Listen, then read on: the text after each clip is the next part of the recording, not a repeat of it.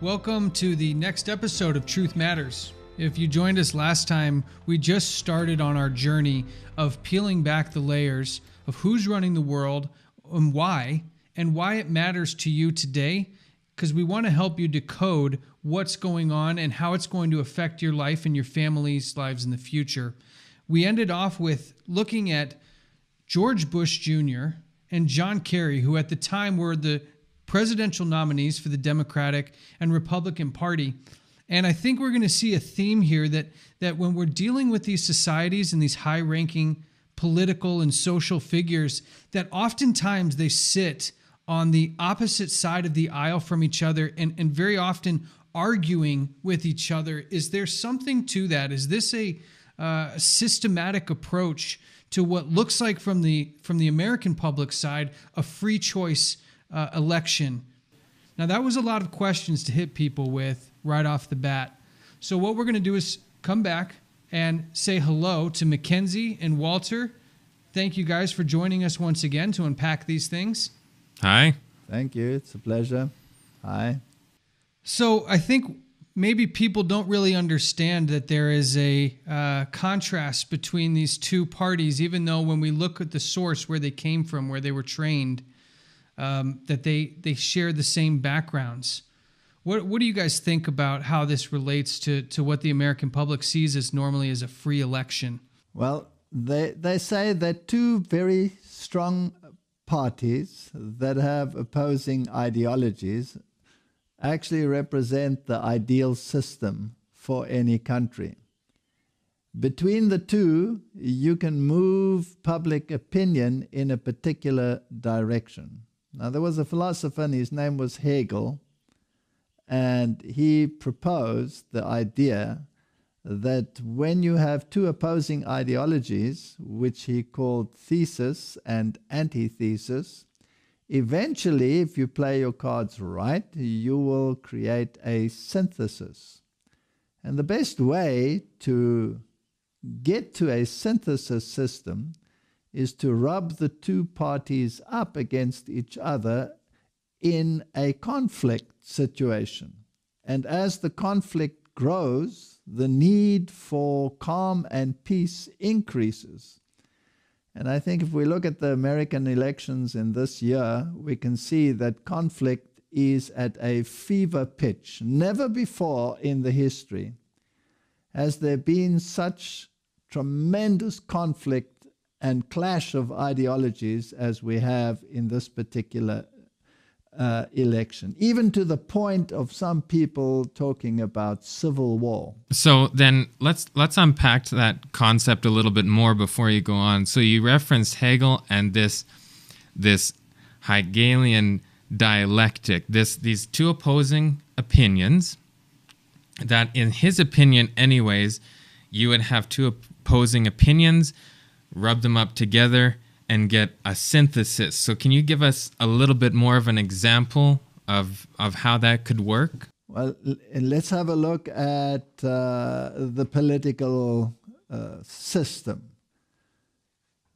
In the one camp, in this election, for example, you have a very capitalistic view of how to run things, and in the other camp, you have a very socialist view of how to run things, even to the point of drifting it to almost a communist ideology opposed to a capitalist ideology.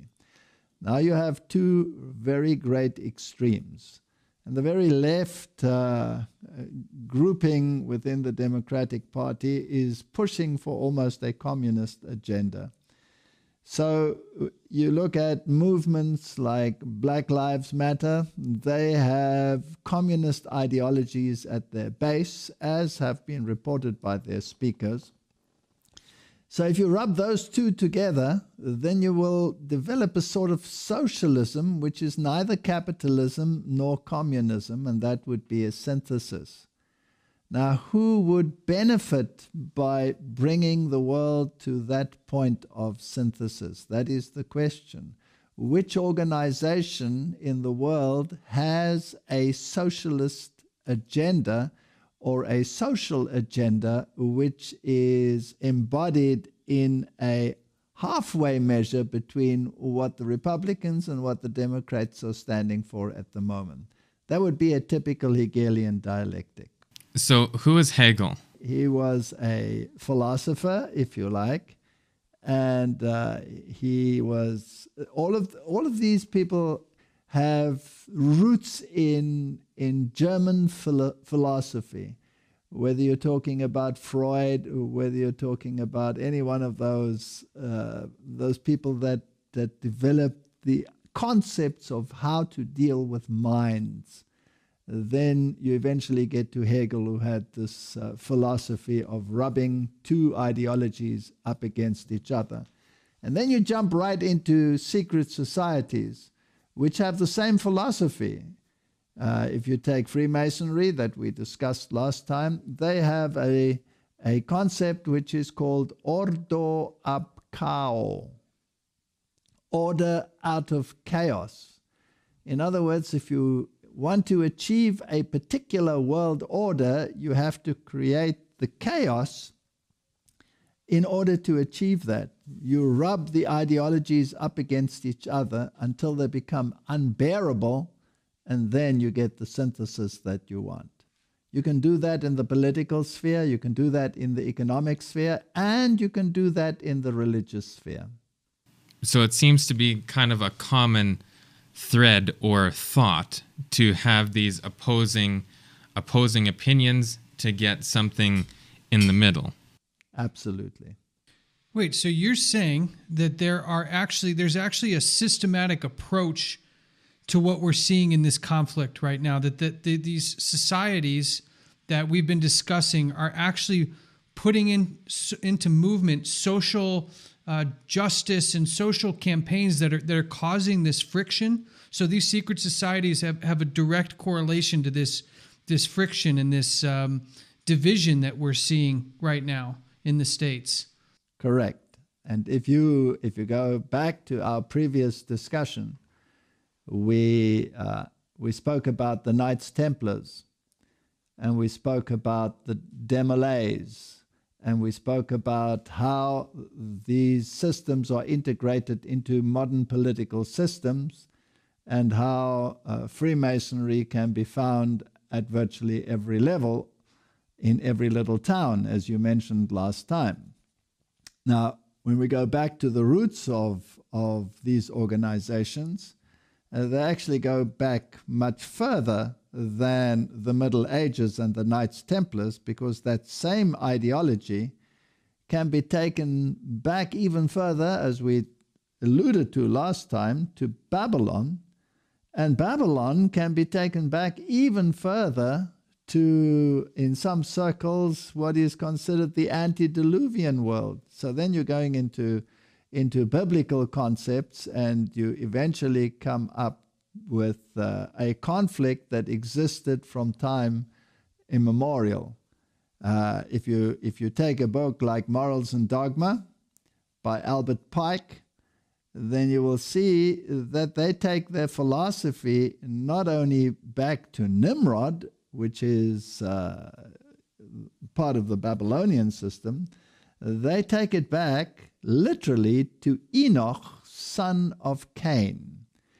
So it is an ideological battle between an ideological view which is embodied by a Cain model, and that which is modeled by the opposite side. So you have two Enochs actually opposing each other.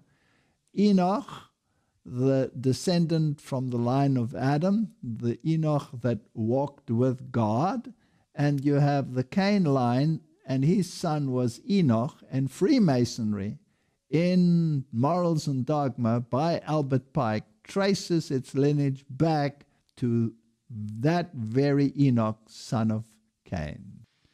I just wanted to let our viewers know that this book, Morals and Dogma, is actually almost the handbook of Freemasonry. Albert Pike was a master Mason, and if you go online, you can find digital copies of it for free, and you'll find that this is a very revealing book, and it's something that they hand out to initiates to become familiar with the true spirit of Freemasonry and some of the history Walter talked about. But then we have these societies that we're referring to, going all the way back and tracing them to stories that are in the Bible, strangely enough. So we have these weird symbolism that come from Egypt, and I think we're going to go into symbolism a little bit more in some of the upcoming episodes, which is extremely interesting. But then they're tracing to certain events that happened in the Bible and other historical events. So in what sense do we see... So these secret societies, when did they first come... Well, since we're talking about America right now, when did they come to America? How can we actually trace them as...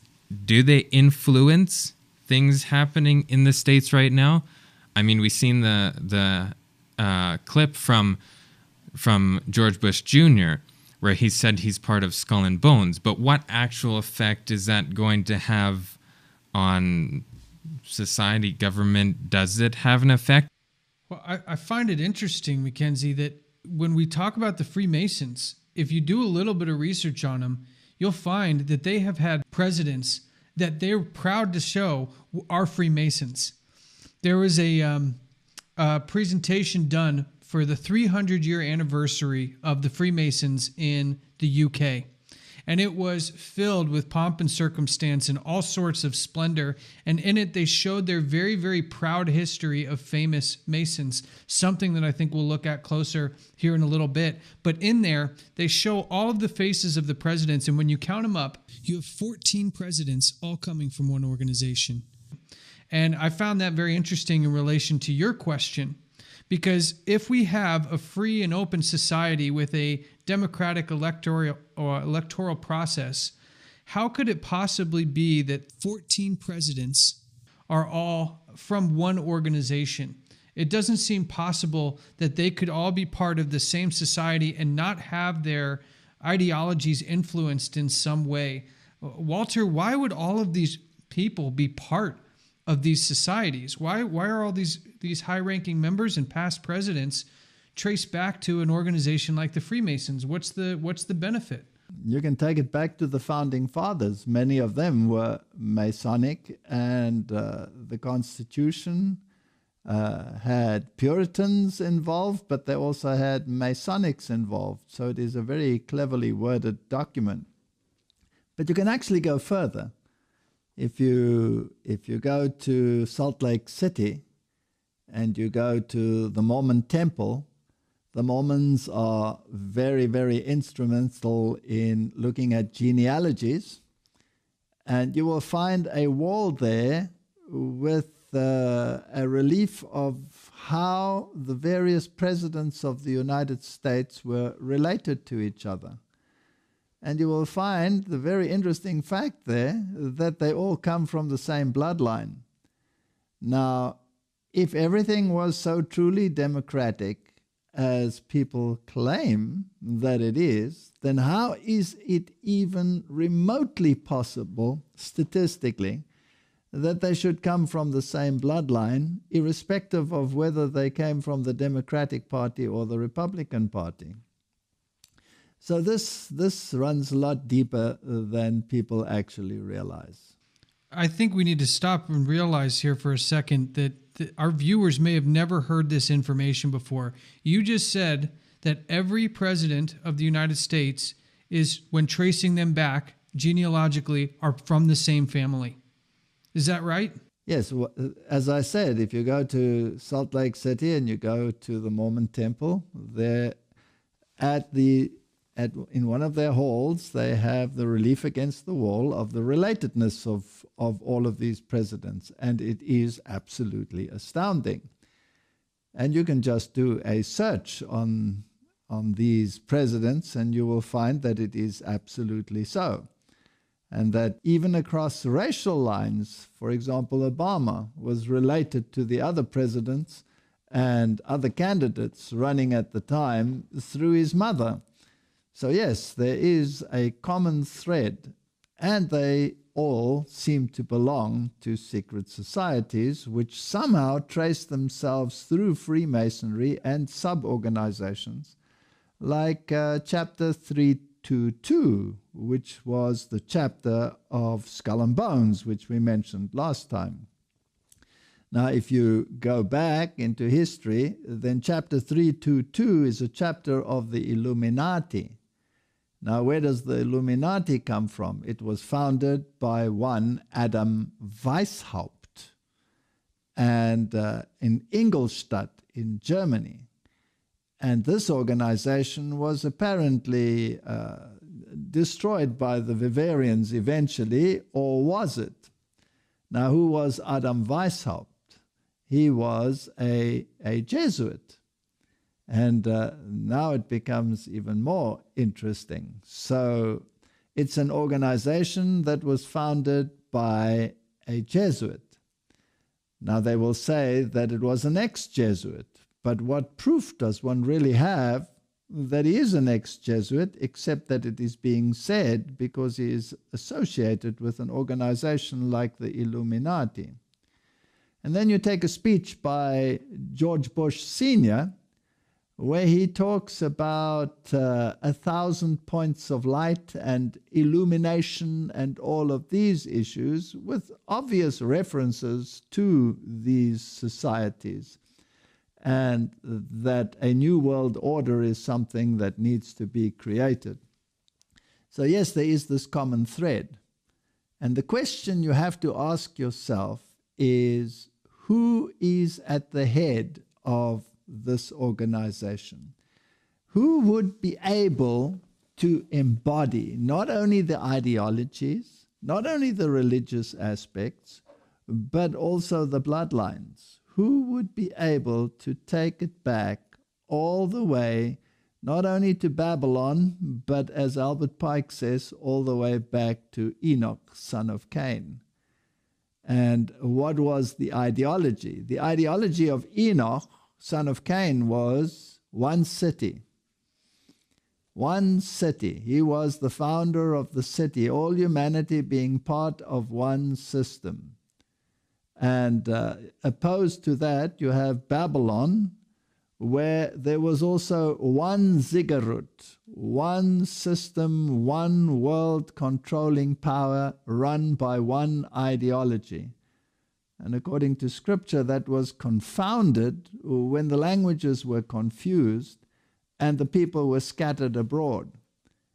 Now, if you wanted the one city concept, then you have to go back to Babylon. And if you go to scripture, there's a system which is called Babylon, and it's also called a city on a hill. And it is also referred to as a religious system, as a mother. It's also referred to as an apostate system. So again, you have the Cain and Abel concept involved in it. So basically, at the bottom of it all, there runs an ideological thread. So the rest are public manifestations, but behind the scenes, there is one philosophical, ideological, call it religious thread.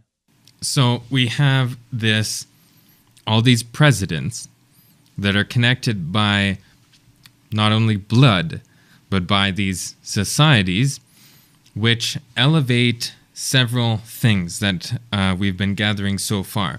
One of them is history. They know their history. They know their lineage, or else they wouldn't be able to keep that line going through. Also, they have these symbols that are relating them, which I think we're going to go into a little bit later. You'll see the connection where we show all the symbols. And they have this ideology that is very similar, this one world concept. So then we have, like you referred to, George Bush Sr. talking about this new world order, this one world system that they trace all the way back to this Enoch from Cain. Let's take a listen to a clip. I have a clip here of George Bush referencing these very things. a world of barbed wire and concrete block, conflict, and Cold War. And now we can see a new world coming into view, a world in which there is the very real prospect of a new world order. We have before us the opportunity to forge for ourselves and for future generations a new world order. When we are successful, and we will be, we have a real chance at this new world order, an order in which a credible United Nations can use its peacekeeping role to fulfill the promise and vision of the UN's founders. So he said a few very interesting things here. He referenced New World Order, and he said, when we accomplish this, and we will. So he was very confident that this was going to take place, and he referenced the founders. So, like you were saying before, it's not just these individuals' ideology. That's what we're trying to get at. These people aren't just thinking for themselves. They are collective. They have this ideology that they're all sharing, and it's gone through their bloodline, it's through the society, and we're trying to answer that question, what ideology is that these founders had and have? He referenced Winston Churchill. Now, I've been in the Masonic Lodge in London, which has a museum section. And they have on display there the Masonic apron of Winston Churchill. And so he had the same basis. And out of the Second World War arose the United Nations. First the League of Nations, then the United Nations. And the philosophy of the United Nations is not only political, it has many, many religious organizations. It even has an organization called the Temple of Understanding.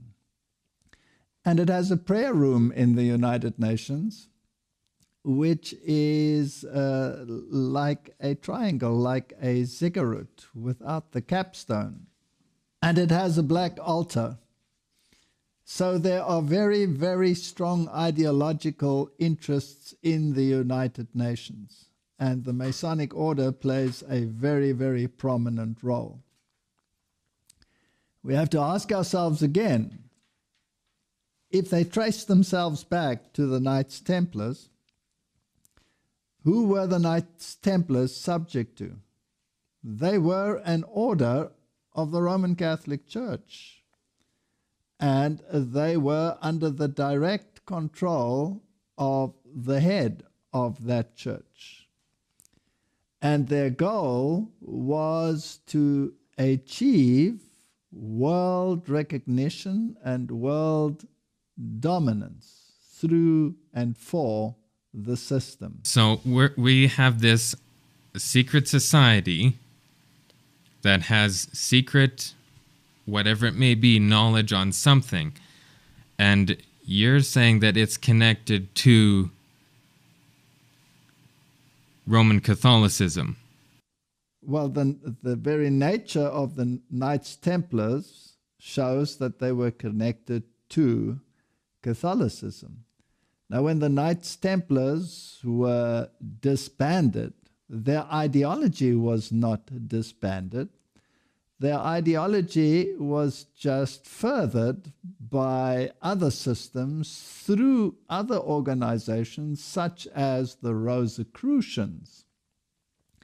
And if you go into the ideology of the Rosicrucians, then you actually get to Gnosticism. And Gnosticism is a form of religion which eventually deifies man. If you go back into the history and you trace it all the way back again to the conflict between Cain and Abel, then you have that same conflict, and you take it back further, then it is again a religious ideological war of who is in control and who governs. Is there a higher power that delegates law and justice? Or is humanity alone responsible for its future? And this is where Gnosticism comes in, the deification of man. You have organizations in the world like the New Age movement today, which is very strong on the deification of man. You have statements in the Catechism of Roman Catholicism, which basically claim that Christ became man so that man can become God. So this Gnostic element, which you find amongst the Rosicrucians, you will also find very deeply entrenched in these organizations. Okay, so let's just unpack this a little bit. So we referred to a couple things here. You referred to Gnosticism. You also referred to the Rosicrucians, which, if you look in history, were very closely related to the beginnings of America as a country.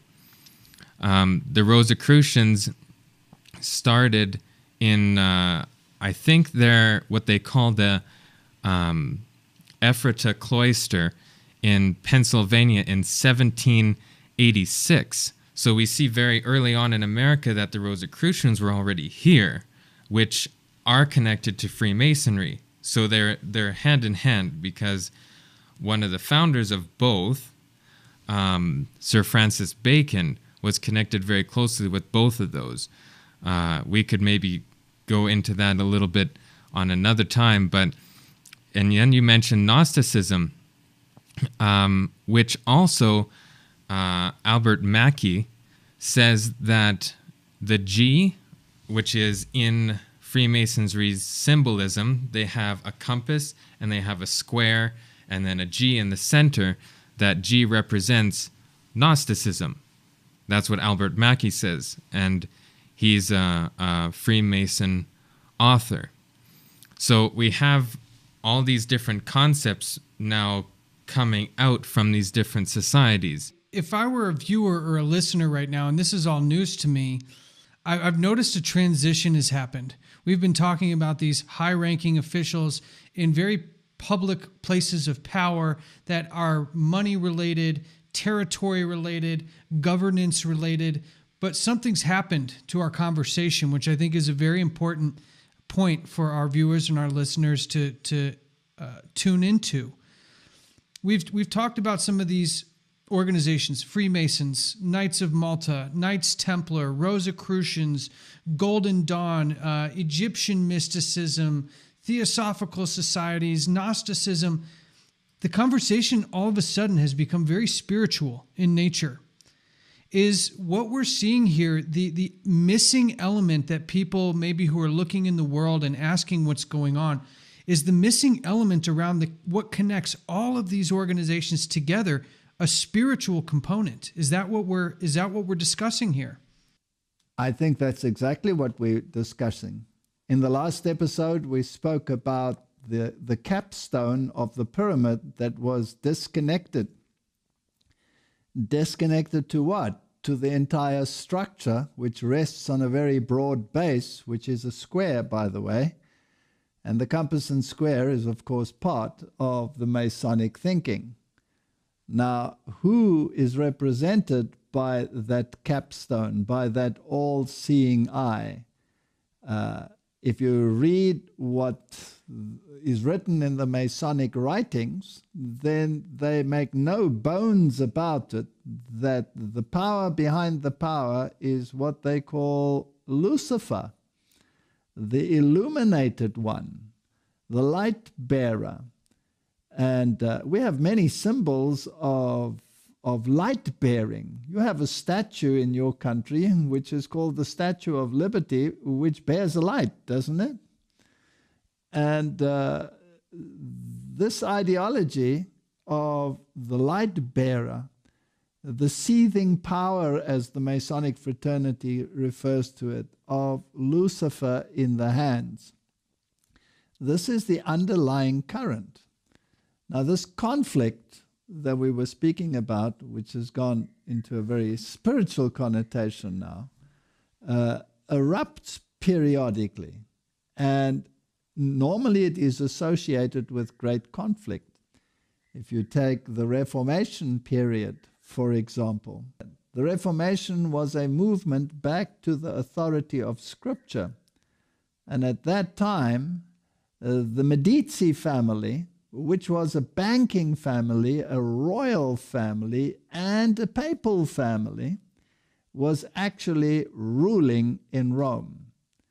And the Medicis gathered together all the writings of Gnosticism and of the philosophy of Greece and incorporated it in their library. And out of this Medici philosophy, which was the papal philosophy, you had the rise eventually of the Jesuit order. And the Jesuit order, in actual fact, was the embodiment of the Medici philosophy, which was Gnosticism. And if you follow this thread all the way through, and you want to deny that this power has any power in the world other than in a religious connotation, you have to ask yourself why all the role players, all the major role players in the political systems of the world today come from Jesuitical schools. Whether you're talking about presidents of Europe that were trained by Jesuits, whether you talk about current presidents, vice presidents, or attorney generals, or people on the Supreme Court, they all come out of the same stable at the moment, and they all seem to have Jesuit training or belong to secret societies associated with Roman Catholicism. Like William Barr, for example, belongs to the Knights of Columbus. And if you go to the newest member of the Supreme Court, she belonged to secret societies within Roman Catholicism. And Mike Pence and Donald Trump both had Jesuit education.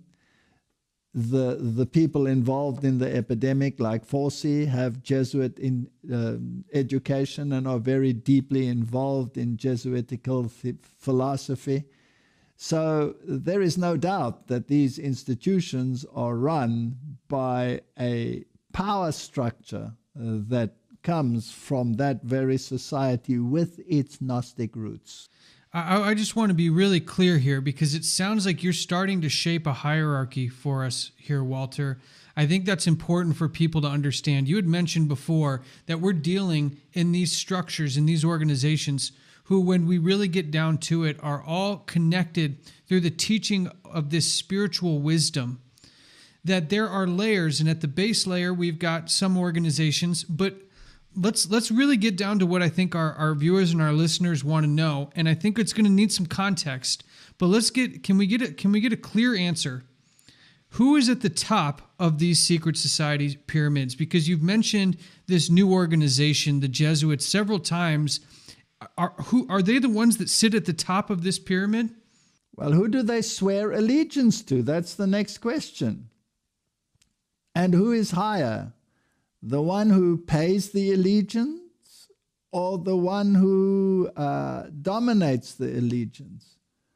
The Jesuit order was created with one view, and one view alone, and that is to restore the power structure of the papal system that dominated in the Middle Ages, and that was lost as a consequence of the Reformation. Now, if they swear allegiance to the papal power, which claims infallibility, and if you trace its philosophy, it does not only have a religious philosophy, it has a political philosophy, and has expended vast means in order to propagate that political philosophy. If you take the religious wars in the world, if you take the structures that have been put in place in order to achieve the social agenda as propagated by Rome, even in the latest encyclical of Pope Francis, then there is not only a religious agenda, there is a very clear political agenda, which, according to Pope Francis, has to be run through the United Nations. And George Bush said exactly the same in his World Order speech, that the United Nations has to be empowered in order to do this. So then we have all these different secret societies, these subsidiaries that we know are founded from somewhere and someone, which we're tracing this back to this society called the Jesuits. If people don't really know what that is, we should probably go into that a little bit and explain that, because in some of the secret society lodges, let's take Freemasonry, for example. In America, they have the Bible sitting at the front. Now, why, if they have the Bible at the front, do they deny the Bible's version of Enoch, and they have another Enoch, this Enoch from Cain, not the one that the Bible is emphasizing? So we have that question there. And then you said that we have these references to Lucifer, which is light bearer, light. So we have this light that's coming from these societies, this knowledge, this something. So how is that all connecting through? If you go to the 33-degree Masonic Temple in Washington, you will find on the altar not only the Bible, you will find the Quran, you will find the Sancta Vita, you will find the Jewish writings, you will find many of these religious authoritative books on the altar. So in other words, they are basically saying they all form part of a mosaic. Now, you can put the scriptures, for example, on the altar. That doesn't mean that you adhere to the tenet of the scriptures. In Kabbalism, you read not what the word says, you read the supposed code in the word. So what's Kabbalism, in case people never heard of that word before? All right. Kabbalism is basically Gnosticism, is basically Rosicrucianism. Kabbalism goes back to the same idea that man inherently is deified. And Kabbalism is a mystic religion where you interpret the scriptures not by what they say, but by numerology. Now, numerology can be taken all the way back to Babylon. And these people run everything by dates and by feast occasions and specific events in the calendar, which become the norm. So the tradition, rather than the word, is the way in which you interpret the sacred writings. So by placing a Bible on an altar does not mean that you believe the literal words in that Bible. It means that you use it as a structure for Kabbalistic interpretation. So then are Freemasons and Jesuits Kabbalists? Absolutely. So we have this concept of this Gnostic ideology. Basically, they're wanting then glorification of their persons. Well, yes, in a sense, and no. The hierarchy is the one that is actually deified. The hierarchy is lifted above the rest of the populace. That is why in Roman Catholicism has been stated by many popes, lately by Pope Benedict himself, it has been stated quite clearly that the hierarchy of the church is elevated above the populace, and that deity is particularly manifested in that hierarchy, which is called the magisterium, which is the bishops and the papal system at the top of that. Now, this kind of system you can trace back all the way to Babylon, where you had a Babylonian priest king, and he had absolute rule over the political and the religious system. And he had a title, and he had specific powers, and he was deified. And that title eventually came down the line, and eventually when the Medo-Persians conquered Babylon, these people, this political religious priesthood, fled to Pergamum. And from there, eventually, it was handed over to the Romans. And the Roman emperor took the title Pontifex Maximus and the deification that came along with the title. Now, that very title was later transferred to the papal system.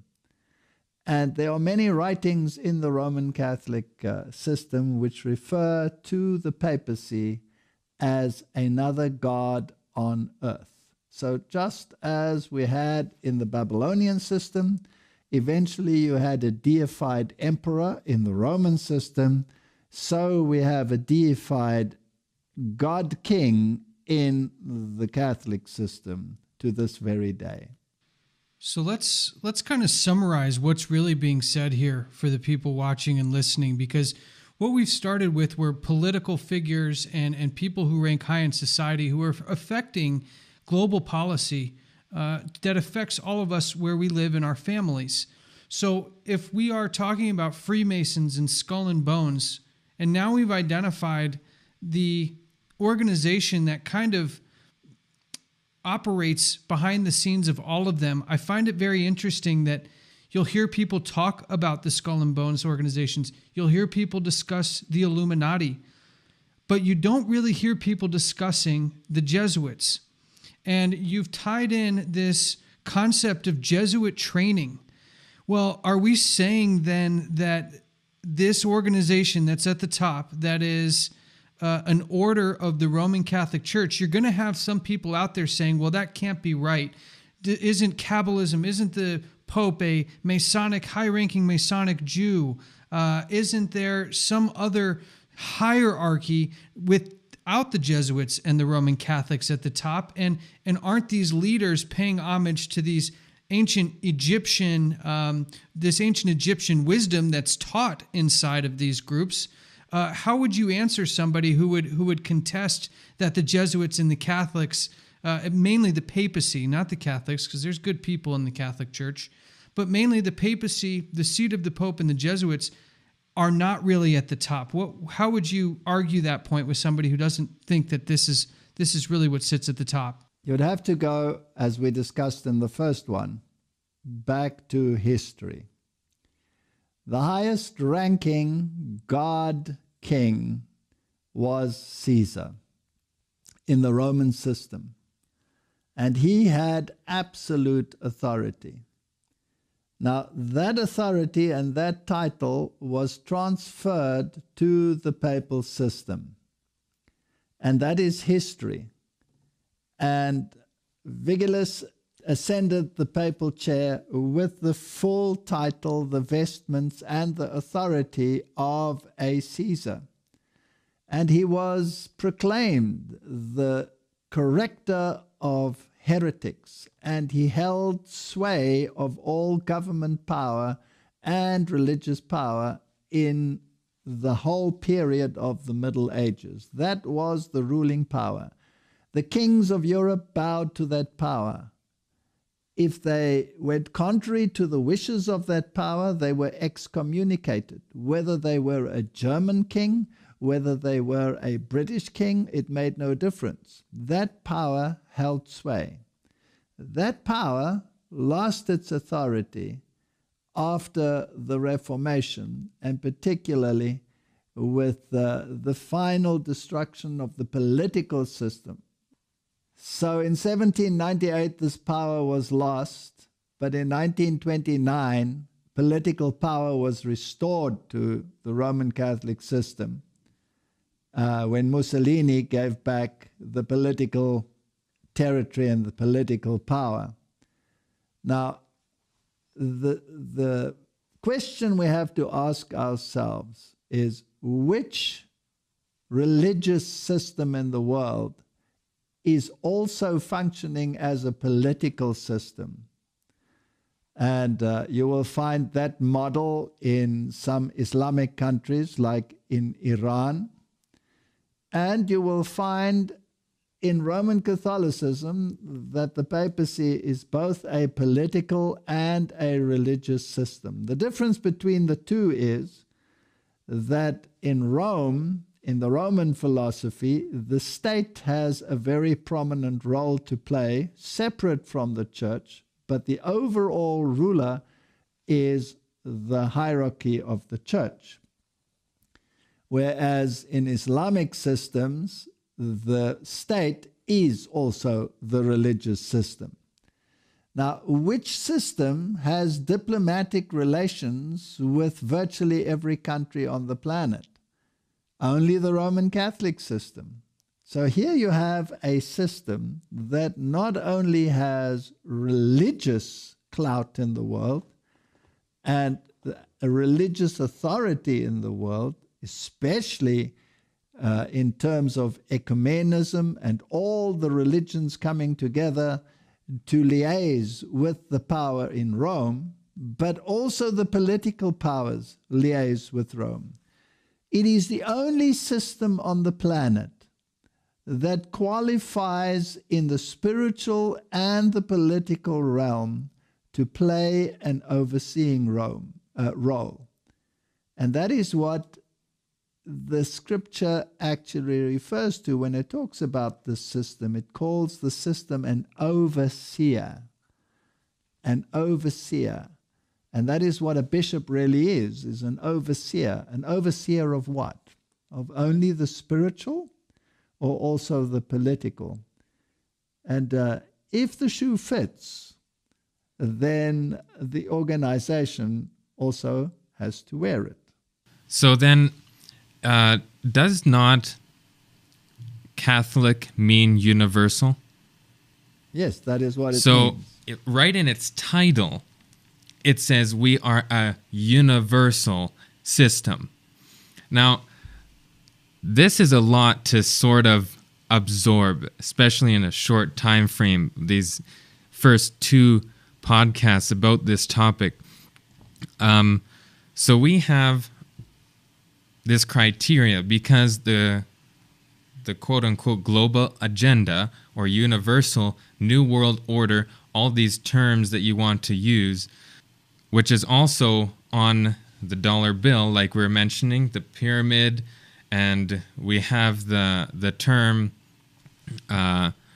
Novus Ordo Seclorum, which means new order of the ages. So it's all-encompassing, and all the things we're seeing here is this new order. And it has to be universal in all aspects, whether it's religious or political. So then why do we see all these other different organizations? There's so many different organizations, and are they then all connected in some way? Where are they steering to? Are they all back connected to Rome? That is where you come in with the cell structure. You have different cells, but each one is also autonomous. But a cell by itself doesn't make an organism. So this concept of different cells being eventually regulated by one superior system is how the system works. So there are many, many organizations which make up the whole, and many of these organizations do not even know that they are part of the organization. So whether you're talking about youth groups, whether you're talking about all of these sub-organizations, whether you're talking about Zionism or any other secret society, somewhere along the line there is a connection which only those in the know about. So you will have someone who is part of the Demolays, who is also part of the higher structure, who is also part of a still higher structure, and so eventually everything is connected.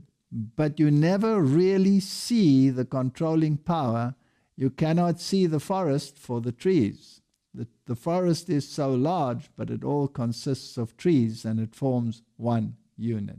I want to let our followers know that we're going to dive more into what these organizations actually teach, but I wanted to point to something, Walter, that happened in your history. If I remember correctly, you were trying to find proof connecting the high-ranking Freemasons with the hierarchy of this Jesuit and papal order. And I believe at one point you were actually pulled into a closet after one of your lectures. Can you tell us a little bit about the nature of this information? Like we're giving this information as if it's very common knowledge, but we're trying to just be very straightforward, when in reality, in your own life, Walter, you've had quite some interesting stories on how you've come across this information, and also what did that information actually tell you about connecting these two organizations? Well, I was giving lectures on the issues and I was connecting the dots. I was following the trail, and the trail was leading me in one direction. And I was, in my early career, alluding very strongly to the fact that I believed that there was a connection with the Roman hierarchy. And after one of these lectures, I had an experience where someone pulled me into a closet and told me that they had information that would corroborate this very idea, but that I was not allowed to be in the know as to who was giving it to me. Because obviously in these secret societies, if you spill beans, there are consequences, and people want to avoid those consequences. So on another occasion, this same individual also pulled me aside without me seeing him. This was from the back, and they handed me a whole lot of books, which connected Roman Catholicism to secret societies. And these books were in German, and I studied them, but they still didn't give the ultimate picture. And then finally I received a list once of how many of the hierarchy of the church actually had Masonic connections and Masonic registration numbers. And I was asked to destroy that list. But the list was very, very long, and it listed the hierarchy with their Masonic connections. Now remember, this is at a time when the Roman Catholic Church officially distanced itself from the Masonic order as something to be avoided, as a Protestant fraternity. But that again is a double blind, a hiding behind a system which is controlled by the system through the system. It's a very complex structure. And the less people know as to why they are and what they are in these hierarchies, the better for those that control it. So we don't expect to be popular for telling people this information, but we do it with our hearts filled with the genuine desire for them to know the truth. And we don't want to dance around it so much that we waste too much time to tell you who sits at the top, the Jesuit connections and the papal connections, but we're going to explore that more in understanding the teachings, because actually what we want to do is reveal to people how this plan is playing out today and what seems to be a very soon coming shakeup to our normal lives, even more so than what's happened so far in 2020, and how it relates to this agenda right now and where it's going in the future. So we'll be exploring that a little bit more. So our goal in the next couple episodes is to really reveal what this agenda is going to look like. And to that end, we received some information about future lockdowns, future public health requirements that are coming through the Canadian government and include things like isolation camps, universal basic income, and some things that I think are really going to hit to the core of people's daily lives. So it'll be important for us to not only review that, but to actually take it back to the teachings of the very people and the very structures that we've been revealing so far in this series. And I think that's a super important thing to mention, because we have these things that are happening now, but why are they happening? And we'll get into more detail in the next episode because our time's up. But we have this apparent Jesuit connection. And George Bush Sr., in one of those videos, he said that we're fulfilling the vision of the founders. Now, what was that vision? We've kind of touched on it, and it must align, and we're going to show the connection to the vision of the founders of all these societies with the same vision that is in the Jesuit organization, and going to connect to these things that are happening right now in our own countries.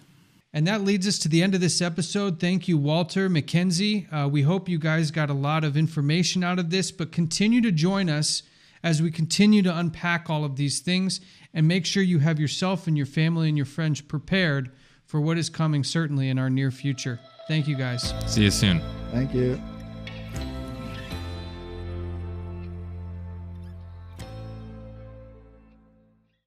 Hi YouTube, I'm Walter Veit from Amazing Discoveries. If you'd like to learn more, or you would like to subscribe, then visit our webpage, donate, share, and we would like to hear from you.